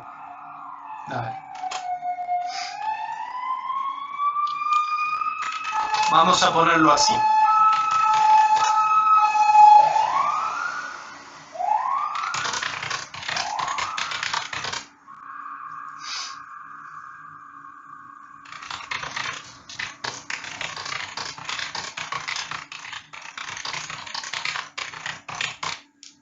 Les decía que por esto mismo, dado que los razonamientos es aquello que la lógica estudia, y por otro lado, los razonamientos están hechos de proposiciones, no importa si son premisas o si son conclusión, el punto es que está hecho de proposiciones, un razonamiento, y resulta que a su vez las proposiciones son aquellas cosas que se dicen de las cuales podemos determinar si son verdaderas o si son falsas. La cuestión es entonces que la lógica trabaja con el uso informativo del lenguaje, porque como recuerdan, y voy a ir para atrás con el Word, a ver, acá están los usos del lenguaje, el uso informativo, que es el primero que tienen ahí, tiene que ver con describir, explicar, brindar datos. Y esto es lo importante, se puede determinar su verdad o falsedad en el uso informativo. En los demás usos no. Entonces la lógica trabaja con esa forma de lenguaje, con el lenguaje que es puramente informativo, ¿sí? Que brinda información. El tema es que la lógica lo que te permite justamente, y eso es lo interesante y es lo que vamos a ver la próxima clase, porque ahora ya se nos hace muy tarde, uno mediante la lógica no solo analiza los razonamientos fantásticos, sino que justamente puede determinar si una proposición es verdadera o falsa. Y en el caso de los razonamientos, vamos a aclararlo, lo voy a aclarar en la parte de razonamiento, o sea que me estoy yendo un poquito arriba en el texto. Vamos a subrayar razonamiento. Para evitar confusiones, porque es muy común que haya confusiones.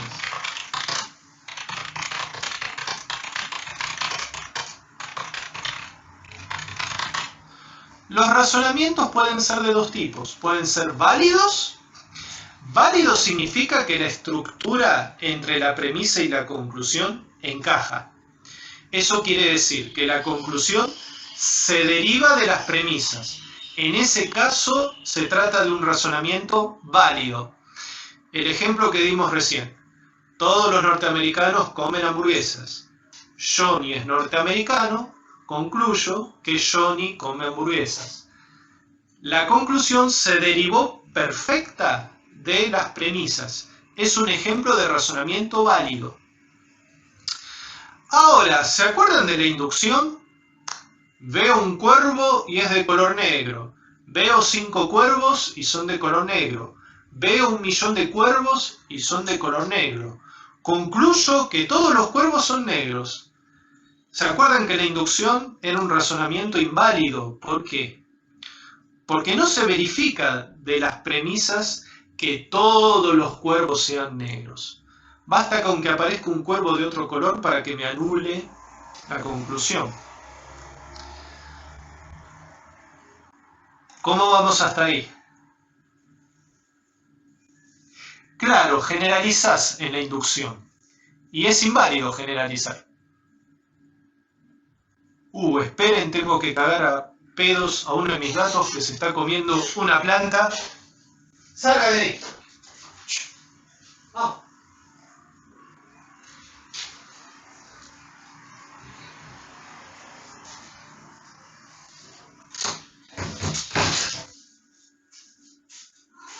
Vení acá.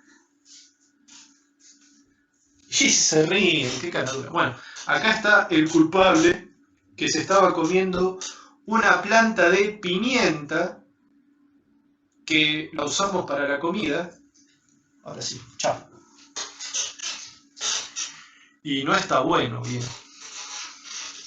Más si se come la pimienta, no le va a doler, no creo que le guste. Bueno, volvamos.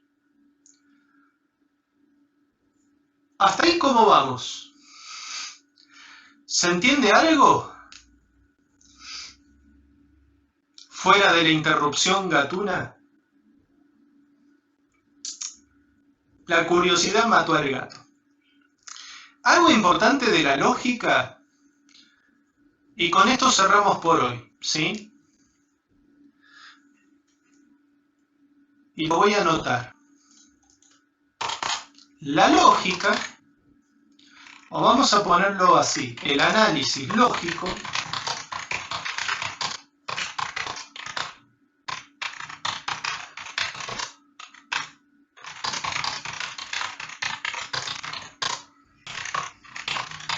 esto lo van a encontrar en el texto. La lógica hace abstracción del contenido. ¿Qué quiere decir abstracción? No le importa el contenido. Es, haciendo una comparación, ¿se acuerdan de lo que vimos hace un ratito, la dimensión sintáctica de la semiótica?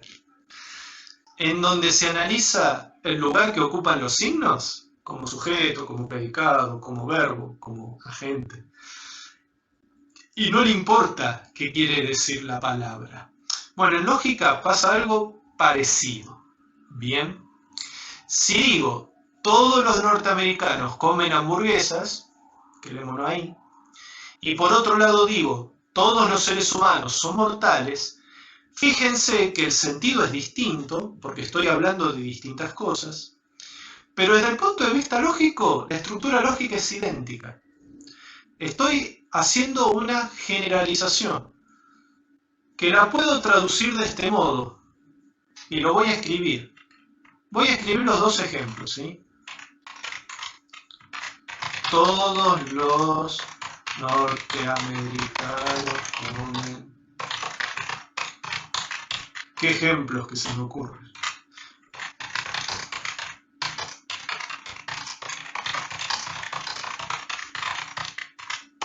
Ven que son dos oraciones distintas, se refieren a distintas cosas.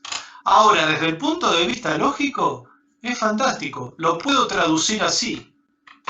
Todo A es B. ¿Les gustó? Ahora voy a ver cómo reaccionan ustedes.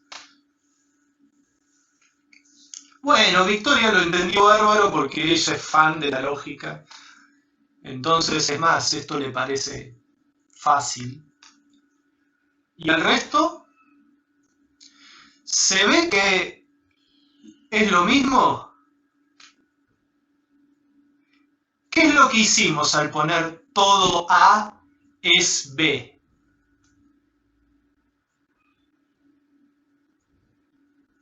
Nadie responde. ¿Será que hay alguien? Bueno, ahí respondió Santiago. Claro, generalizás, ¿está bien? No importa de qué estemos hablando, A puede ser los norteamericanos, los seres humanos, las plantas, los números, los edificios, lo que a ustedes se les ocurra. Hay infinitas cosas que pueden, entre comillas, encarnar en A. Y el término B, en este caso, se refiere a qué cosa? A comer hamburguesas, al hecho de ser mortal, pero también hay infinitas cosas que pueden encarnar en el término B. Fíjense qué interesante. En este sentido es que a la lógica no le importa el contenido, le importa la estructura. Muy bien, y ahí miren lo que escribió Matías. Matías hizo una traducción bastante buena. A es igual a norteamericano, hamburguesas o comer hamburguesas es equivalente a B. Y uno podría hacer el mismo jueguito con la otra frase. Yanela, tal cual, Yanela. Ese cuadro de Kant, ¿se acuerdan? Las categorías y los juicios. Es esto. ¿Sí? Son ciertos esquemas lógicos que están en la racionalidad. ¿Tá? En este caso, bueno, los seres humanos somos los que encarnamos. Se ve que decir todo A es B, y ahí lo relacionamos con Kant y vamos cerrando. Se ve que decir todo A es B no tiene nada que ver con el mundo, no es un dato del mundo, es un dato que los sujetos ponemos en el mundo, retrotrayéndonos, ¿no?, a lo que dice Kant.